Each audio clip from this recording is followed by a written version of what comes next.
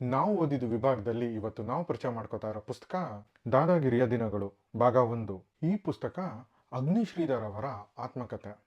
ಇದು ಅವರೊಬ್ಬರದೇ ಆತ್ಮಕಥೆ ಅನ್ನೋದಕ್ಕಿಂತ ಬೆಂಗಳೂರು ಭೂಗತ ಲೋಕದ ಹಲವಾರು ಜನಗಳ ಆತ್ಮಕಥೆ ಅಂತಾನೆ ಹೇಳ್ಬೋದು. ಇದು 1974ರಿಂದ 1986ರವರೆಗೆ ಬೆಂಗಳೂರಿನ ಭೂಗತ ಲೋಕದಲ್ಲಿ ನಡೆದ ಘಟನೆಗಳನ್ನ ಕವರ್ ಮಾಡುತ್ತೆ. ತಾನು ಒಂದು ಹಳ್ಳಿಯಿಂದ ಲಾ ಓದಿ IAS ಮಾಡಲು ಬೆಂಗಳೂರಿಗೆ ಬಂದು ಹೇಗೆ ಭೂಗತ ಲೋಕಕ್ಕೆ ಎಂಟ್ರಿ ಕೊಟ್ಟೆ ಅನ್ನೋದನ್ನ ಈ ಪುಸ್ತಕದಲ್ಲಿ ಅಗ್ನಿಶ್ರೀಧರ್ ಅವರು ವಿವರಿಸ್ತಾ ಹೋಗ್ತಾರೆ. ಈ ಪುಸ್ತಕ ಎಷ್ಟು ಚೆನ್ನಾಗಿ ಬರೆದಿದ್ದಾರೆ ಅಂದರೆ, ನೀವು ಈ ಪುಸ್ತಕನ ಓದ್ತಾ ಓದ್ತಾ 70ರ 80ರ ಬೆಂಗಳೂರಿಗೆ ಟೈಮ್ ಟ್ರಾವೆಲ್ ಮಾಡ್ತೀರಾ.